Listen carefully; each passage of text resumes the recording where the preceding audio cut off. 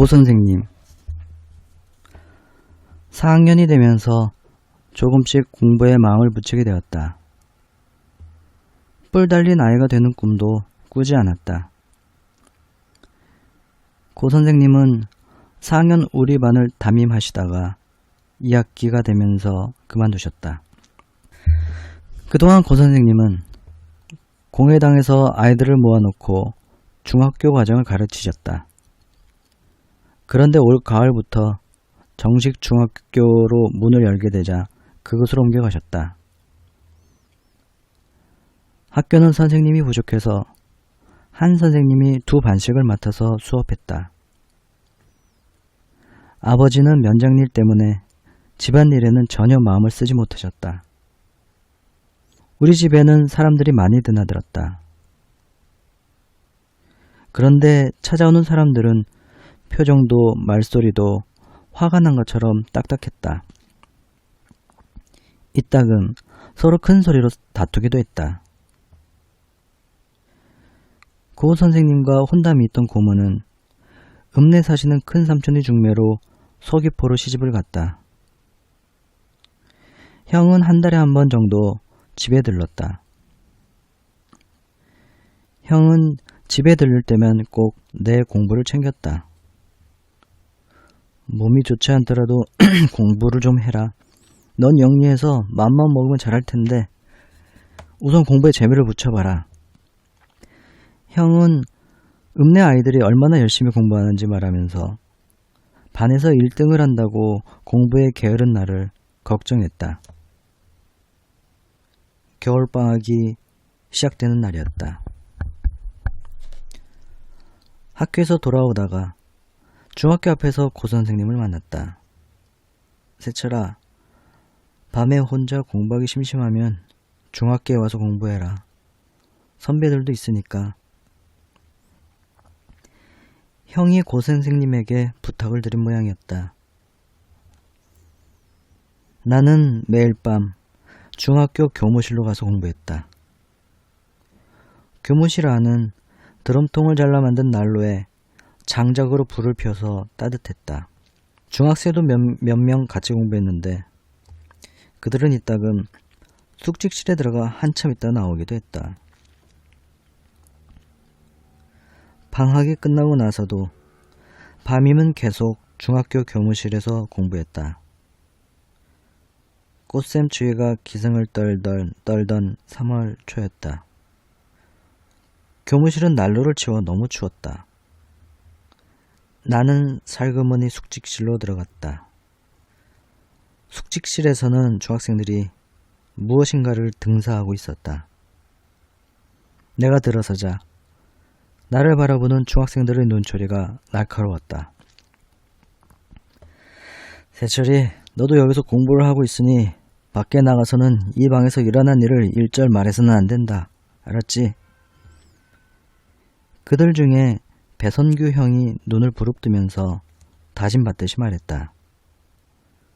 나는 약간 겁에 질려서 고개를 끄덕였다. 교과서가 없어서 등사를 하는 거야. 잉크 묻으니 저리 가. 선규 형은 한 손으로 등산판 롤러를 밀면서 가까이 오지 말라고 손을 내저었다.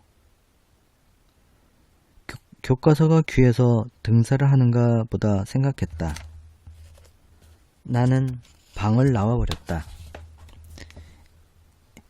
이튿날 아침에 학교로 가는 길가의 전신주와 반반한 돌 위마다 공책만한 종이가 붙어 있었다. 미국 군대를 몰아내자 일본의 앞제비 순사와 면사무소 직원을 추방하자 남한 단독 선거를 반대한다. 종이에는 그런 글들이 등사되어 있었다. 교문에도 그런 종이들이 붙어 있었다. 그러나 누구도 그것을 떼지 않았다. 첫 시간에 3학년을 담임한 권 선생님이 교실로 들어오셨다. 권 선생님은 3, 4학년 두 반을 담임하고 계셨다. 3학년 반은 자습을 시켜놓고 우리 반에 오신 것이었다. 야, 너희들 학교 오는 길에 전신지에 붙어있는 삐라 보았지? 삐라? 나는 삐라가 무슨 말인지 몰랐다. 선생님은 학교에 오면서 보았던 것 같은 종이를 한 장 보여주셨다.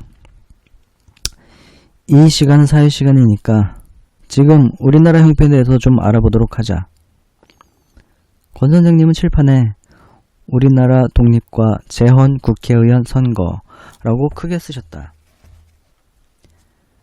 제2차 세계대전이 연합군의 승리로 끝나자 우리나라는 해방이 되어 38선을 경계로 북쪽은 소련이, 남쪽은 미국이 점령해서 임시로 다스리고 있다. 그동안 이 두 나라가 우리나라의 정부를 세우는 문제를 논의했다.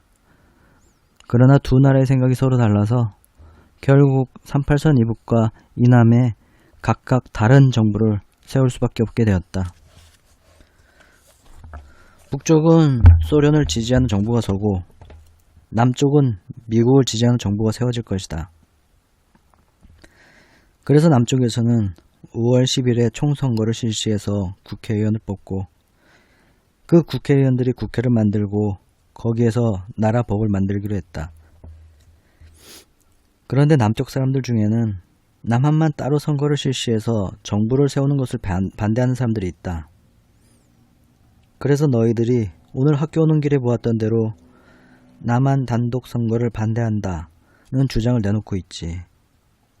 북쪽에서도 소련을 지지하는 공산당 정부가 세워지는 것을 마땅하지 않게 생각하는 사람들이 38선을 넘어 이남으로 많이 내려오기도 했고, 권 선생님은 국회의원 선거에 대해 이야기를 하시면서 앞으로 선거를 잘 치러야 제대로 된 정부가 세워진다고 말씀하셨다.